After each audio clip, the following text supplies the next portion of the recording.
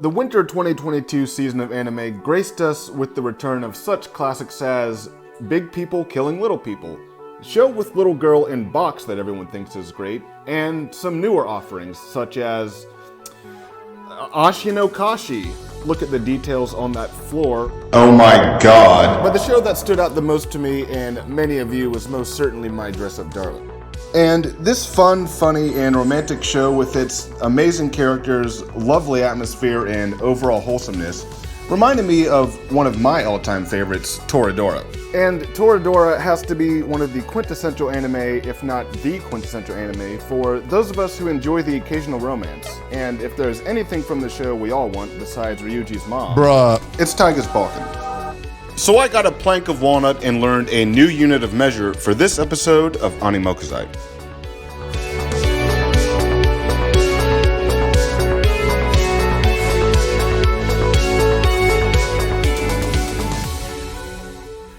When I was selecting a board for this project, I had a few important things to consider besides the overall length: the coloration, the overall thickness, and the grain direction. Walnut was an obvious choice for this build because the color is on point and it's a hardwood, which is what Bokken are made of.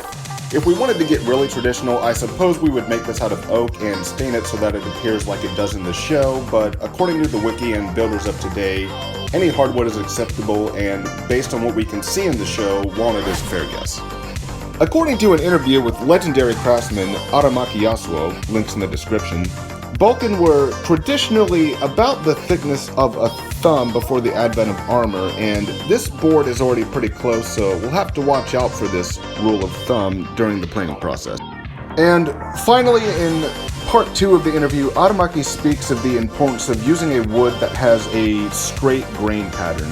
This board does have a nearly straight pattern, and I noticed something pretty cool about the grain that I think is going to make this build really special, so let's plane it.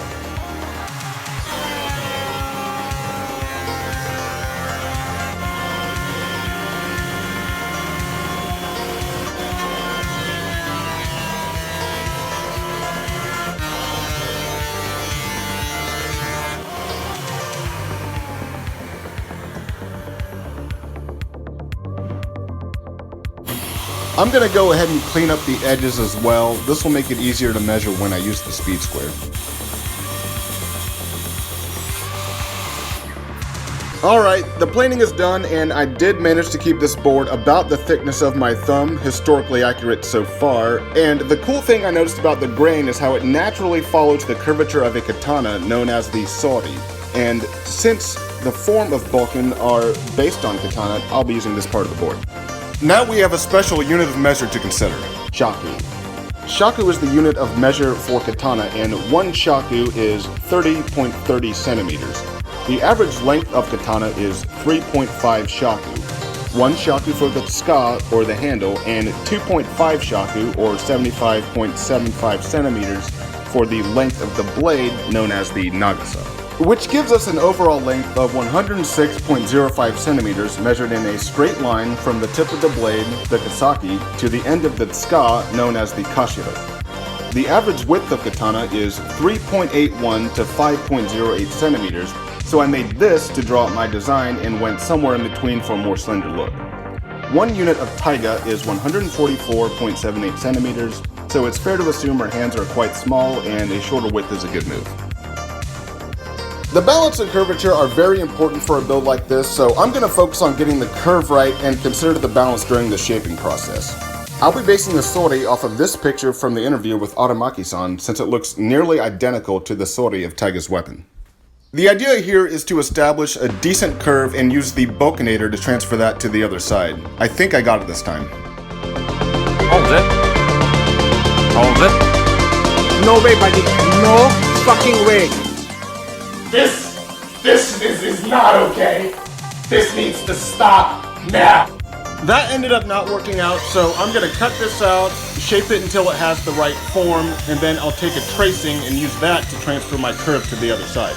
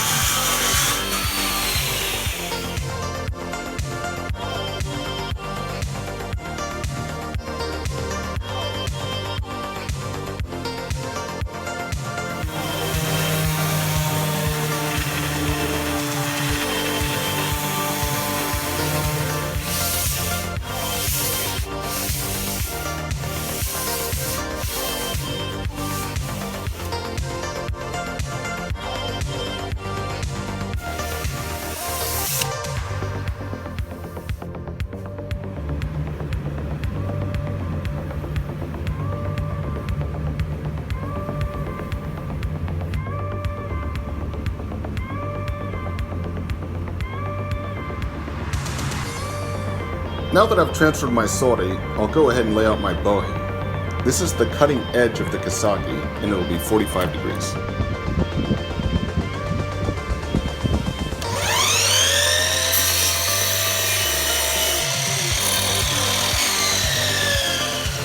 Now that our bohe is cut out, we can go ahead and start profiling the other side of our Bokken.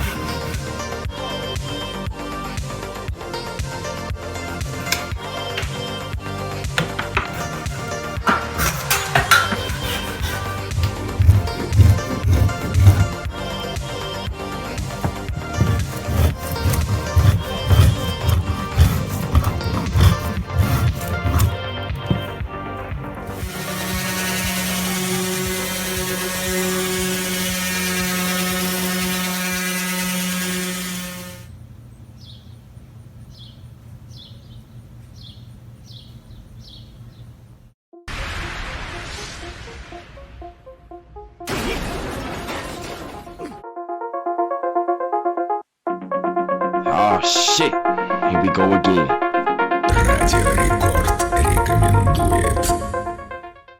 Now that I've got the basic template shaped to my satisfaction, it's time to work on the final form. Upon closer inspection, we can see that the bohe on TAIGA'S Bokken is not 45 degrees, it has more of a gentle curve, so a little reshaping is required.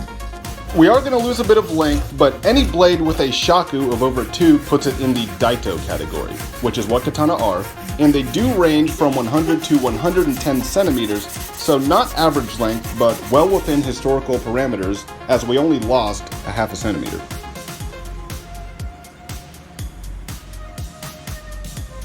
Before we start shaping the blade and handle, I'll mark the center of this board all the way around to help keep everything nice and straight. The cutting edge, the ha, and the back of the blade, the mune, are marked along with the bohe, as well as something on the kashira as a guide. Now it's time for the hard part. To begin the shaping process, I started with a spoke shape and moved to a rasp as needed.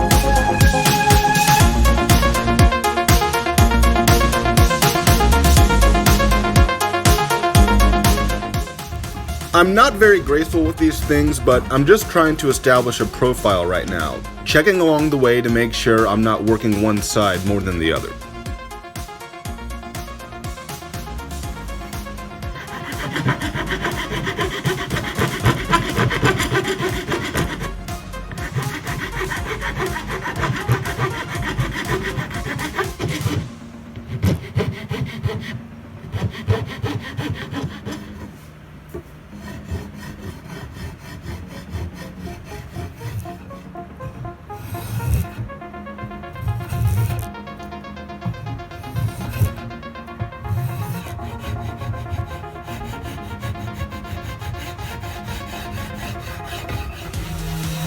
I'm going to give the kashira a nice round over. It appears to be drawn like that most of the time, and it'll make it feel better.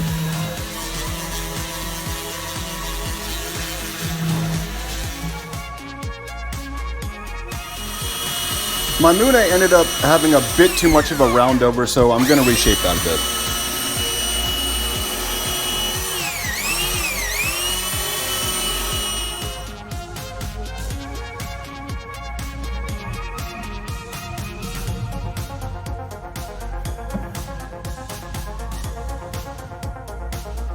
After a lot of shaping, I'm finally getting decent bevels, and now that I'm moving to hand sanding, I'll be periodically raising the grain with water. This will help it come out smoother in the end and gives us a sneak peek of what it'll look like finished. After getting this sanded down to 220, I can say the shaping is now done, and after fixing a few minor issues, we can put the oil on.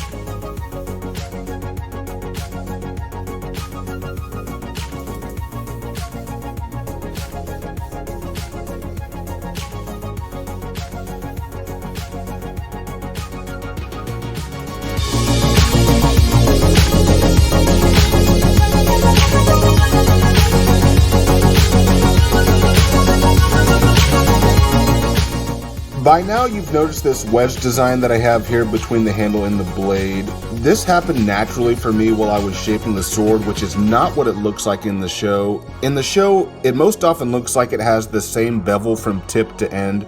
However, in this shot, it does look very close to what I've done, but here it looks like it just gradually rounds out into the handle. So, not much consistency there, but I think the way mine shaped out adds a nice figure to this piece. The Ha and Mune are more defined, and it creates a natural stop on the handle for a good grip. I'll consider this my personal touch to the design. Now that the oil has dried out for a couple of days, it's time to wrap the DAITO, which is the wrap for the handle. I'm betting this is cloth tape because the only other thing it could be in my mind is masking tape, and I think that would be ridiculous. I'll start a couple of centimeters from the kashira because it looks right to me, and as you noticed, I'm wearing gloves to keep it clean. This looks different in every scene, so I'll just wrap the top to appear like it does in this shot because I like it. Now roll the beauty shots!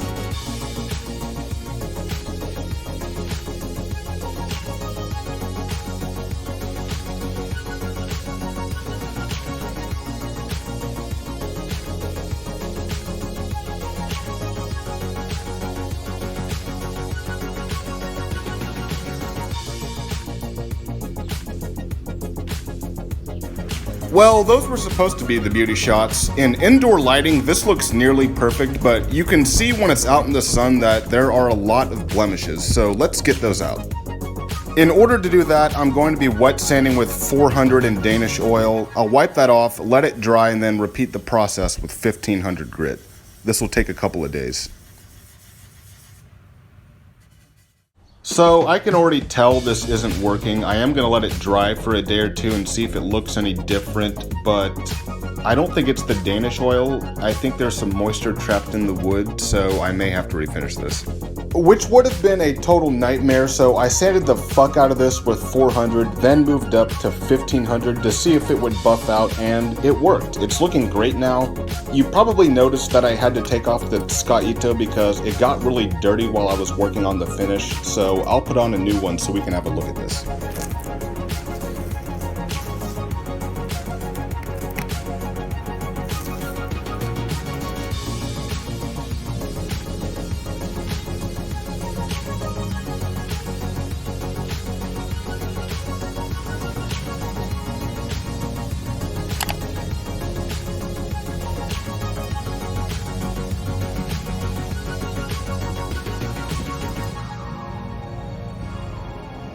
Alright, well, I'm going to consider this project a success. It worked out great for me. As far as the balance goes, I did see in a video that a slashing weapon like katana should have a point of balance a few inches or so away from where the guard would be. It does sit straight up in the stand if I want it to without touching either side, which is pretty cool, so I'll let you guys be the judge of whether or not this thing is balanced.